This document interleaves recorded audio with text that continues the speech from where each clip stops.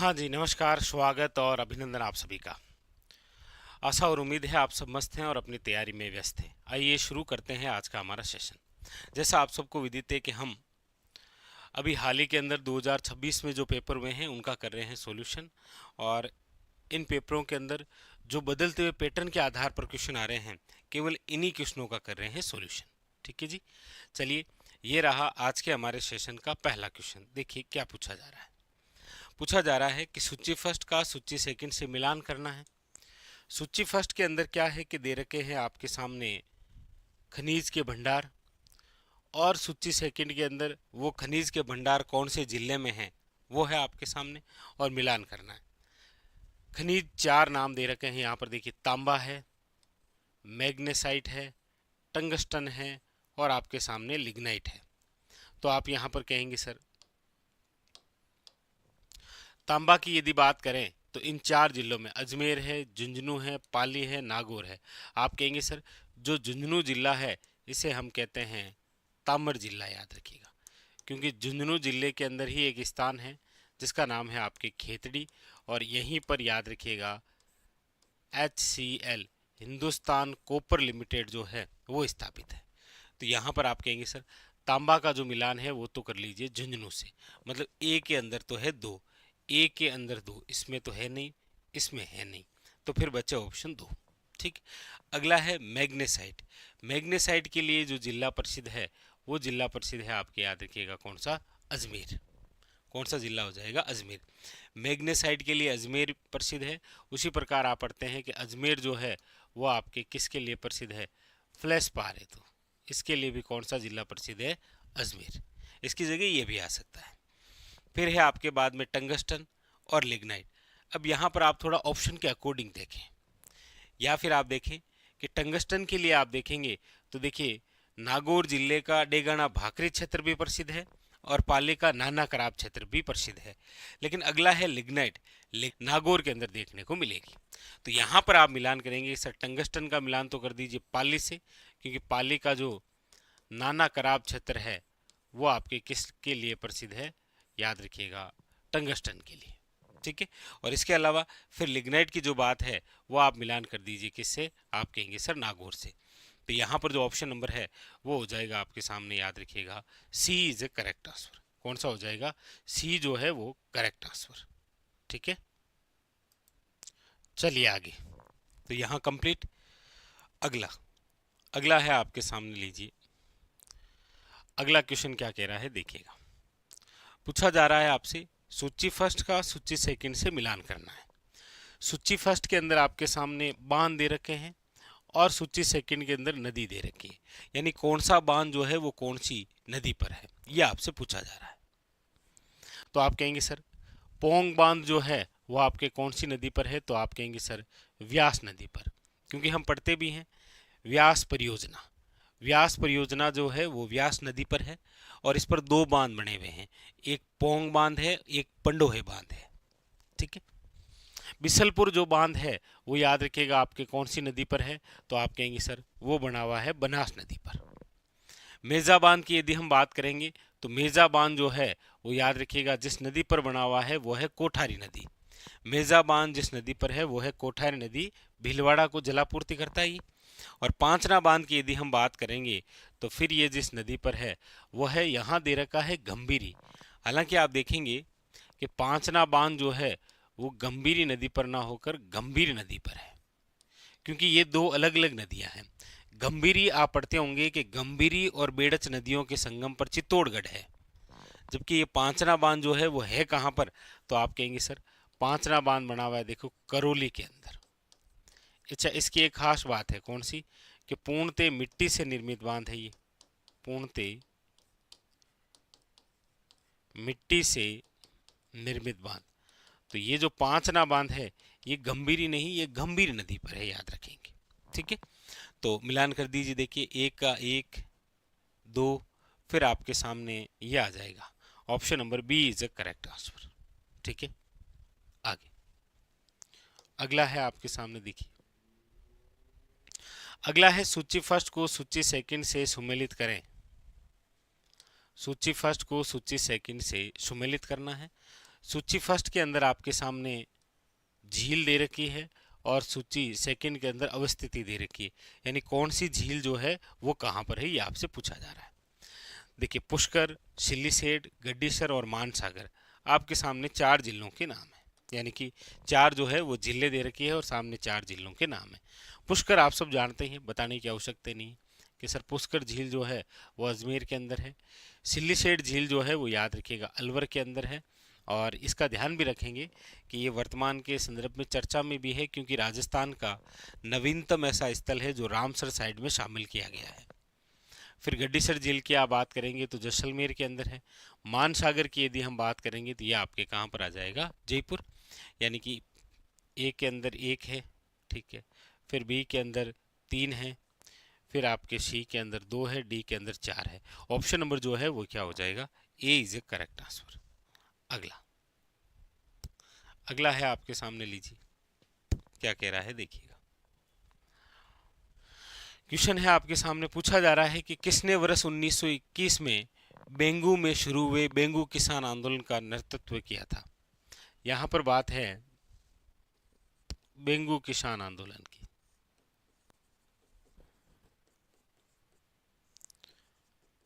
और आप सब पढ़ते ही हैं कि बेंगू किसान आंदोलन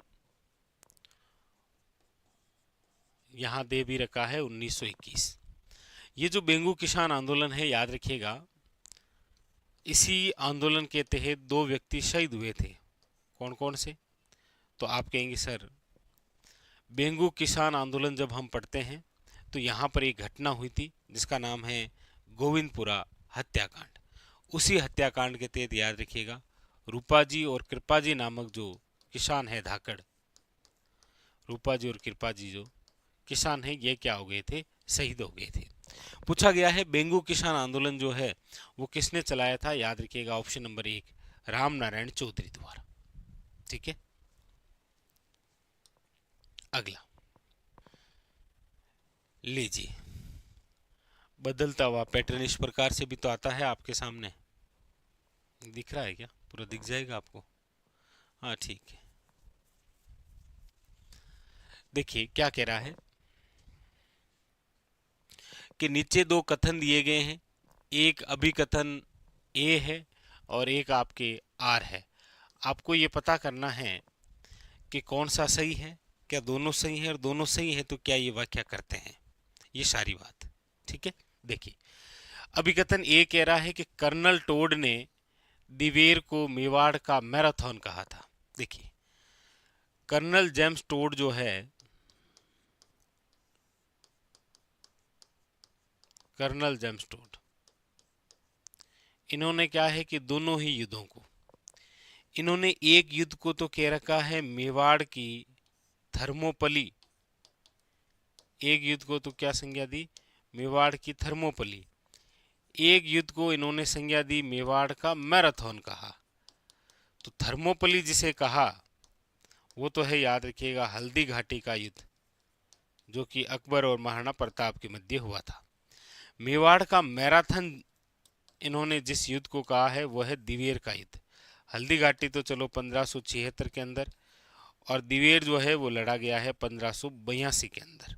इसका मतलब यहाँ पर सही है कि कर्नल जेम्स टोड ने दिवेर के युद्ध को क्या कहा था, मेवाड़ का मैराथन, जो हुआ कब था, 1582 के अंदर। अभी कथन तो सही है।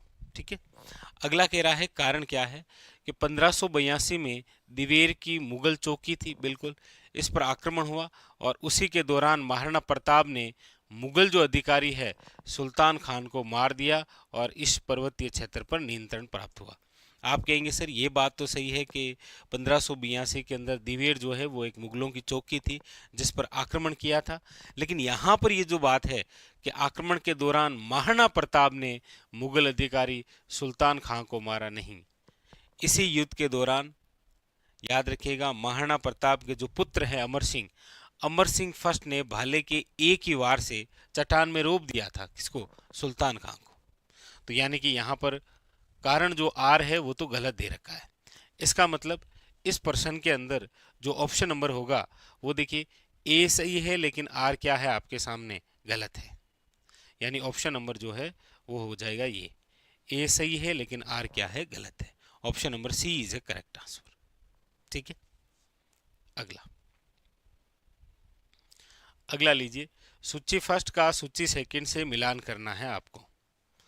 सूची फर्स्ट के अंदर 1857 की क्रांति जो हुई थी उसके जो ब्रिटिश पॉलिटिकल एजेंट है वो दे रखे हैं और सामने राज्य दे रखा है। आपको पहचानना है कौन सा पॉलिटिकल एजेंट किस राज्य से संबंधित था। अब जैसे देखिए, बात यहाँ पर है मेजर बर्टन। मेजर बर्टन का संबंध जिस राज्य से रहा है जहाँ के ये पॉलिटिकल एजेंट थे वो है कोटा, याद रखिएगा। मोरिसन जिसके रहे हैं वो है आपके सामने भरतपुर। मोरिसन जिस रियासत के पॉलिटिकल एजेंट रहे वो रियासत है, याद रखिएगा, भरतपुर। ये आपके जो सावर्स हैं, मेजर सावर्स, अब यहाँ पर ये मेजर सोवर्स तो नहीं होना चाहिए मेरे हिसाब से, क्योंकि मेजर जो सोवर्स है वो तो जहाँ के थे वो है, याद रखिएगा, मेवाड़। कहाँ के थे ये, मेवाड़। जेडी होल जो है वो कहाँ के हैं, आपके शिरोई के, याद रखिएगा, कहाँ के हैं, शिरोई के। अब यहाँ देखेंगे तो जयपुर है और जयपुर का पॉलिटिकल एजेंट आप सब जानते हैं कौन है, तो आप कहेंगे सर मेजर ईडन। भाई 1857 क्रांति के तहत यही तो पढ़ते हैं, कौन है, मेजर ईडन। अब यदि यहाँ ऑप्शन के अकॉर्डिंग यदि हमें करना हो तो देखिए भाई, मेजर बर्टन ए का ए से मिलाइए, भाई ये तो नहीं है, ये नहीं है। फिर बी को आप 3 नंबर से मिलाइए, बी को 3 नंबर से मिलाइए, फिर आपके सामने ये, मतलब यहाँ ऑप्शन के अकॉर्डिंग देखेंगे तो ए इज करेक्ट आंसर है, लेकिन बाकी कहानी आपके सामने है। ठीक है,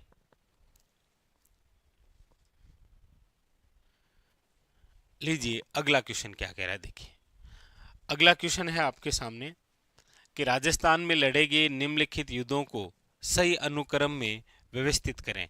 आपके सामने 4 प्रमुख लड़ाइयाँ दे रखी है और आपको इन्हीं लड़ाइयों को सही कालानुक्रम के अनुसार बताना है। ठीक है, यानी कि कालानुक्रम यानी कि कौन सा जो युद्ध है कब हुआ, सही क्रम के अकॉर्डिंग बताना है। ठीक है, और बदलता हुआ पैटर्न आपको पता ही है, इसी प्रकार से आ रहा है। देखिए पहले दे रखा है सबसे पहले खातोली का युद्ध। खातोली का जो युद्ध है वो लड़ा गया है 1517 के अंदर लड़ा था, किसने, याद रखिएगा, मेवाड़ के महाराणा सांगा ने, खातोली का युद्ध। फिर है हल्दी घाटी का युद्ध। हल्दी घाटी का युद्ध लड़ा गया है 1576 के अंदर, कोई दिक्कत है नहीं, महाराणा प्रताप के समय। फिर है पानीपत का युद्ध। अब पानीपत के युद्ध की हम बात करते हैं तो याद रखिएगा, पानीपत का प्रथम जो युद्ध है वो लड़ा गया था आपके 1526 के अंदर। और खानवा का जो युद्ध है ये लड़ा गया है आपके 17 मार्च 1527 के अंदर। यानी कि यहाँ पर आप सब देखेंगे 1500 के अंदर ही बात है, लेकिन सबसे पहले देखेंगे तो वो खातोली है। फिर उसके बाद में आप देखेंगे तो पानीपत आ जाएगा ना, एक के बाद में भाई 1526 आ जाएगा। फिर आप देखेंगे तो आपके सामने कौन सा आ जाएगा, फिर आप कहेंगे सर खानवा आएगा, और खानवा नहीं आएगा, फिर उसके बाद में क्या आ जाएगा, हल्दी घाटी युद्ध आ जाएगा। ये रहा आपके सामने। तो आप कहेंगे सर इसके अकॉर्डिंग तो ए सी डी बी ऑप्शन होना चाहिए, जबकि ऐसा कोई ऑप्शन है ही नहीं। चलो कोई नहीं, यहाँ पर ये भी तो नहीं दे रखा है ना, पानीपत का युद्ध दे रखा है, लेकिन कौन सा युद्ध ये स्पष्ट नहीं है। इसीलिए आप जानते हैं कि पानीपत का जो दूसरा युद्ध है वो लड़ा गया है आपके 1556 के अंदर। दूसरा युद्ध कब लड़ा गया था, 1556 में। चलो उसके अकॉर्डिंग देख लेते हैं। उसके अकॉर्डिंग देखेंगे तो देखिए सबसे पहले आपके क्या आ जाएगा, आप कहेंगे सर खातोली आएगा। फिर उसके बाद में फिर आ जाएगा आपके सामने कौन सा, आप कहेंगे सर खानवा आएगा 1527। खानवा के बाद में कौन सा आ जाएगा, तो आप कहेंगे सर यह आएगा आपके सामने पानीपत। और उसके बाद में फिर कौन सा आ जाएगा, हल्दी घाटी। ADCB हो जाएगा, ये लो। ठीक है, very very important option number जो है वो क्या हो जाएगा आपके सामने, सी जो है वो करेक्ट आंसर है। ठीक है, याद रखेंगे। चलिए, तो ऑप्शन के अकॉर्डिंग आपको देखना होता है। ठीक है, लीजिए अगला क्वेश्चन क्या कह रहा है, देखिएगा। अगला क्वेश्चन आपसे पूछा जा रहा है कि बनास नदी किस स्थान पर चंबल नदी में मिलती है। यानी कि जो बनास नदी है वो कौन से स्थान पर, ये जो बनास नदी है ये किस स्थान पर आपके चंबल नदी में मिल जाती है? कुंभलगढ़, रामेश्वर, मांडलगढ़ या आगरा? आप कहेंगे सर बनास नदी जहां चंबल में विलय होती है, बनास नदी जहां चंबल में विलय होती है वहां पर एक नदी और आती है, बनास, चंबल और शीप, और इन तीनों नदियों का क्या बनता है एक? आप कहेंगे सर त्रिवेणी संगम बनता है। और ये जो त्रिवेणी संगम बना है ये कहाँ पर बनता है?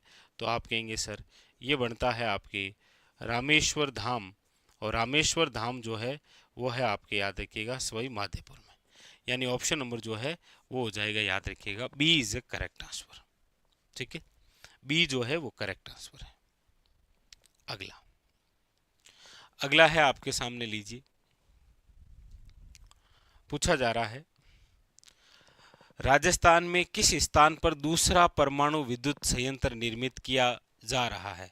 बहुत ही इंपॉर्टेंट, बड़ा ही महत्वपूर्ण क्वेश्चन है ये, कि राजस्थान में किस स्थान पर दूसरा परमाणु विद्युत संयंत्र निर्मित किया जा रहा है? आप कहेंगे सर पहला कहाँ पर है?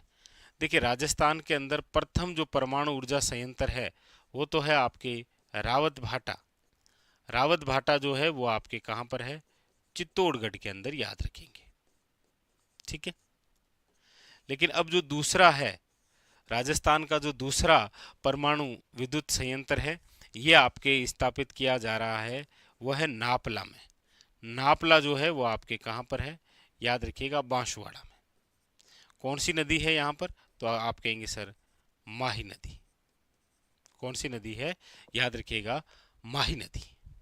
ठीक है, फिर इसकी क्षमता जो है, उत्पादन जो क्षमता है वो याद रखिएगा कितनी, वो होगी आपके 2800 मेगावाट।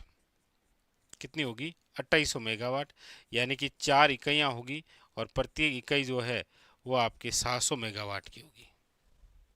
ठीक है, तो यहाँ पर बहुत अच्छा और बेहतरीन सा क्वेश्चन है कि राजस्थान का दूसरा परमाणु विद्युत संयंत्र जो है वो कहाँ पर स्थापित किया जा रहा है? बांसवाड़ा में। ठीक है, अगला, अब ये भी बड़ा अच्छा क्वेश्चन है, देखो क्या पूछा जा रहा है।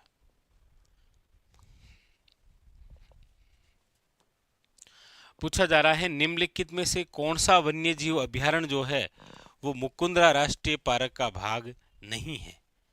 कौन सा है जो इसका हिस्सा नहीं है?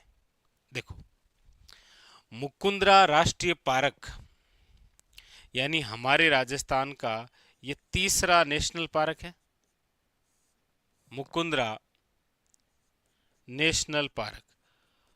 और ये जो मुकुंदरा नेशनल पार्क है ये हमारे राजस्थान का तीसरा नेशनल पार्क बना था 2012 के अंदर, थर्ड।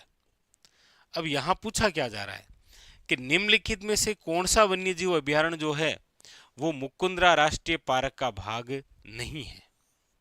देखो, मुकुंदरा नेशनल पार्क की यदि हम प्रमुख रूप से बात करते हैं तो ये आपके है कहाँ पर? आप कहेंगे सर प्रमुख रूप से तो आप देखेंगे तो कोटा है, झालावाड़ है, और इन दोनों के बीच में फिर रावत भाटा आ जाता है। तो यहाँ पर कौन सा नहीं है? देखिए दर्रा वन्य जीव अभ्यारण्य की आप बात करेंगे तो ये कोटा में है, ये इसका हिस्सा होगा। फिर आप देखेंगे नाहरगढ़ वन्य जीव अभ्यारण्य, और नाहरगढ़ वन्य जीव अभ्यारण्य जो है ये आपके कहाँ पर है? तो आप कहेंगे सर ये है जयपुर में। इसका मतलब ये जो मुकुंदरा नेशनल पार्क है कोटा, झालावाड़, राउत भाटा, इससे ये तो नहीं जुड़ा हुआ है, और यही पूछा है कि कौन सा नहीं है। बाकी देखो चंबल वन्य जीव अभ्यारण्य की बात करेंगे तो वो इन जिलों के अंदर विस्तृत है, आता है यहाँ पर। जसवंत सागर वन्य जीव अभ्यारण्य की बात करेंगे तो वो भी इसी में आता है, यानी कि जो नहीं आता है वो है ऑप्शन नंबर आपके सामने कौन सा? बी, याद रखेंगे। अगला है आपके सामने कि राजस्थान की निम्नलिखित पर्वत चोटियों को उनकी ऊंचाई के अनुसार अवरोही क्रम में जमाइए। इनको जमाना है आपके कौन से क्रम में? अवरोही क्रम में। अवरोही क्रम का मतलब हो गया है आपको जो है वो ज्यादा से कम की ओर जाना है, मतलब कौन सा क्रम बताना है? याद रखिएगा घटता हुआ क्रम। घटते हुए क्रम के अकॉर्डिंग हम देखेंगे तो देखो शेर जो है इसकी ऊंचाई कितनी है? तो आप कहेंगे सर 1597 मीटर जो है वो शेर की ऊंचाई है। गुरु शिखर की जो ऊंचाई है वो 1722 या 1727 मीटर, आप जो भी माने वो है।